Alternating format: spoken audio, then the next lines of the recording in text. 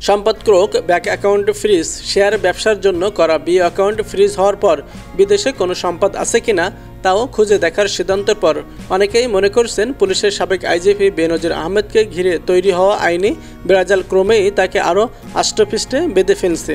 বিশেষ করে মিস্টার আহমেদের সম্পদের তদন্তের বিষয়ে ক্ষমতাসীন দলের শীর্ষ পর্যায় থেকে যে বক্তব্য এসেছে তাকেও অনেকে ইঙ্গিতপূর্ণ মনে করছেন। যদিও আবার অনেকের মধ্যে এই সংশয় আছে যে শেষ পর্যন্ত এই তদন্ত চূড়ান্ত পরিণতি লাভ করবে কিনা। দুর্নীতি দমন কমিশনের আইনজীবী খুরশিদ আলম খান অবশ্যই বলেছেন, মিস্টার আহমেদ ও তার পরিবারের সদস্যদের জিজ্ঞাসাবাদের জন্য ডেকেছে দুদক। একই সাথে তাদের আরও কোথাও কোনো সম্পদ আছে কিনা বা তারা কোনো টাকা পয়সা সরিয়েছে কিনা সেটাও গুরুত্ব সহকারে পরীক্ষা নিরীক্ষা করে দেখা হচ্ছে। আইনি প্রক্রিয়া আর ক্ষমতাসীন দলের শীর্ষস্তর থেকে আসা বক্তব্য পর্যালোচনা করে দুর্নীতি বিরোধী সংস্থা টিআইবি নির্বাহী পরিচালক ডক্টর ইফতেখারুজ্জামান মনে করেছেন, দুদকের আইনজীবীরা যা বলেছেন তাতে এটি নিশ্চিত যে এসব সম্পদ বৈধ আর সাথে সঙ্গতিপূর্ণ নয়।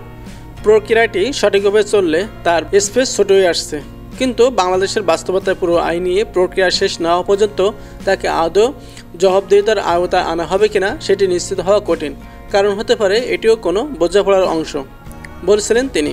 সিনিয়র আইনজীবী শাহাদির মালিক আবার বলছেন, জমির মালিকানা ও ব্যাংক লেনদেনের তথ্য থেকে বৈধ আয় বহির্ভূত সম্পদের অকট্য প্রমাণ পাওয়া যায় এবং সেই কারণে তিনি মনে করেন দুদকের উচিত হবে সুনির্দিষ্ট এমন দু একটি মামলা করে আদালতে প্রমাণ উপস্থাপনের মাধ্যমে দ্রুত মিস্টার আহমেদের শাস্তি নিশ্চিত করা।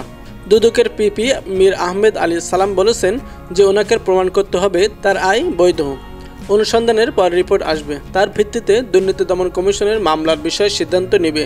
মামলা হলে প্রমাণগুলো আদালতে আসবে, তখন তুলনা হবে যে তার বেতন সহ বৈধ আয় কত ছিল। এপ্রিল মাসে ফেসবুকে একটি ভিডিও বার্তায় বেনজির আহমেদ দাবি করেন তার বিরুদ্ধে আনা এসব অভিযোগ মিথ্যা। অবসরের পরে তাকে দুর্নীতিবাজ প্রমাণের চেষ্টা হতাশাজনক ও দুঃখজনক বলেও তিনি মন্তব্য করেন। সেই ভিডিও বার্তায় তার বিরুদ্ধে আনা নানা অভিযোগের ব্যাখ্যা ও সম্পদ কীভাবে অর্জন করেছেন তার পক্ষে বক্তব্য তুলে ধরেছিলেন। প্রসঙ্গত, বেনজির আহমেদ 2020 সালের 15 এপ্রিল থেকে 2022 সালের 30 সেপ্টেম্বর পর্যন্ত আইজিপি ছিলেন। এর আগে তিনি র্যাবের মহাপরিচালকও ছিলেন। কর্মজীবনে 5 বার পুলিশের সর্বোচ্চ পদক ছাড়াও নীতি নৈতিকতার জন্য শুদ্ধ 4 পুরস্কারেও তাকে ভূষিত করেছিল সরকার। সম্প্রতি মিস্টার আহমেদ ও তার পরিবারের সদস্যের নামে অস্বাভাবিক সম্পদ অর্জন বিষয়ে কিছু খবর আসে সংবাদ মাধ্যমে। এরপর তার সম্পদ অনুসন্ধানে 3 সদস্যের টিম গঠন করে দুর্নীতি দমন কমিশন। বেনজির আহমেদ ও তার পরিবারের সম্পদ নিয়ে সংবাদ মাধ্যমে নানা খবর আসলেও দৃশ্যত প্রভাবশালী মিস্টার আহমেদের বিরুদ্ধে তদন্ত প্রক্রিয়া কতটা অগ্রসর হবে তা নিয়ে অনেকের মধ্যেই সংশয় ছিল, মূলত রাজনৈতিক কারণে। সে কারণেই আওয়ামী লীগের সাধারণ সম্পাদক ওবায়দুল কাদের গত 24 মে যখন মিস্টার আহমেদের বিষয়ে মন্তব্য করেন তা মুহূর্তের মধ্যেই সারা দেশে আলোচনার বিষয় হয়ে দাঁড়িয়েছিল। ওবায়দুল কাদের সেদিন বলেন, সাবেক আইজিপি বেনজির আহমেদের ব্যাপারে দুর্নীতি দমন কমিশন দুদক তদন্ত করে বের করছে। দুদক স্বাধীন, এই স্বাধীনতা শেখ হাসিনা দুদককে দিয়েছেন। দুদক জানিয়েছে বেনজির আহমেদের অবৈধ সম্পদের বিষয়ে এখনও তদন্ত হচ্ছে এবং আরও তদন্ত হবে। তদন্ত হচ্ছে মানে মামলা হলে বিচারের মুখোমুখি হতে হবে।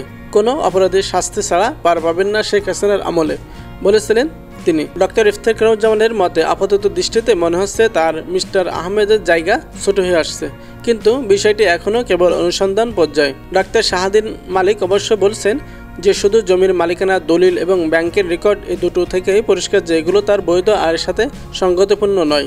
এর ভিত্তিতে মামলা করে তার শাস্তি দিয়ে এরপর অন্যগুলো নিয়ে অগ্রসর হওয়া উচিত। দুদকের উচিত হবে সুনির্দিষ্ট কয়েকটা মামলা করে আদালতে প্রমাণের মাধ্যমে তাকে দোষী সাব্যস্ত করে জেলে পোড়া এবং অবৈধ সম্পদ রাষ্ট্রের অনুকূলে জব্দ করা। এরপর বাকিগুলো নিয়ে অগ্রসর হওয়ার সুযোগ থাকবে, না হলে পুরো বিষয়টি ঝুলে যেতে পারে, বলছিলেন ডক্টর মালিক। দুদকের পিপি মীর আহমেদ আলী সালাম বলেছেন, এখনও পর্যন্ত যা হচ্ছে সেটি হলো তার সম্পদ ক্রোক ও অ্যাকাউন্ট ফ্রিজ। মনে রাখতে হবে যে এখনও অনুসন্ধান চলছে। এরপর মামলা হলে যখন তদন্ত হবে তখন জমির দলিল ও অ্যাকাউন্ট জব্দ করে ডকুমেন্টস হিসেবে আদালতে উপস্থাপন করা হবে। তখন তাকে প্রমাণ করতে হবে যে তার সম্পদ বৈধ আয় দিয়ে হয়েছে। এরপর আদালতে সিদ্ধান্ত দিবেন, জানান তিনি। মূলত তদন্ত পর্যায়ে আদালতে তার সম্পদ সরকারকে জব্দ করার নির্দেশ দিতে পারেন। তবে এখনও পর্যন্ত যে নির্দেশ এসেছে তাতে ফ্ল্যাট সহ সম্পদ যে অবস্থা আছে সে অবস্থায় থাকবে। হয়তো এখনও অনেক তথ্য আছে যেগুলো জানা যায়নি। অনুসন্ধানকারী দল তাদের অনুসন্ধান শেষে রিপোর্ট দিলে সে সম্পর্কে জানা যাবে, বলছিলেন মিস্টার সালাম।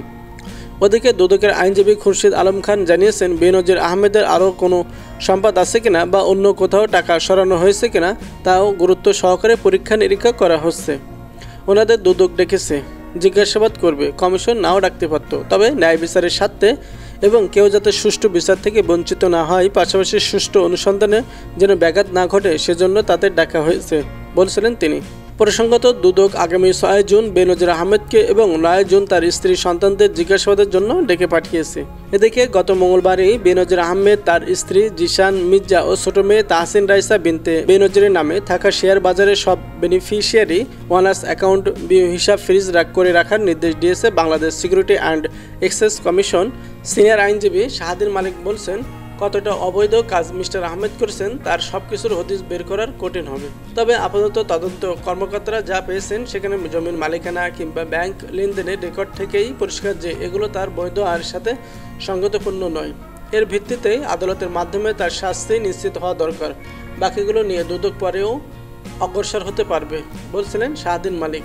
আইনজীবীদের দেওয়া তথ্য অনুযায়ী এখনও পর্যন্ত আদালত বেনজির আহমেদ ও তার পরিবারের যে সম্পদ জব্দ বা ফ্রিজ করার নির্দেশ দিয়েছেন তার মধ্যে আছে ঢাকার গুলশানের 4টি ফ্ল্যাট, 30টি ব্যাংক হিসাব, 3টি শেয়ার ব্যবসার বিও অ্যাকাউন্ট, প্রায় 621 বিঘা জমি, 19টি কোম্পানির শেয়ার এবং 30 লাখ টাকার সঞ্চয়পত্র।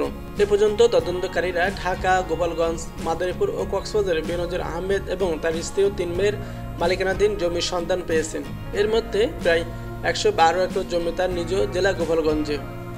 পাশাপাশি মিস্টার আহমেদ বা তার পরিবারের সদস্যদের বিদেশি সম্পদ আছে কিনা তা জানতে বাংলাদেশ ফিনান্সিয়াল ইন্টেলিজেন্স ইউনিটকে BFICD দিয়েছে দুদক।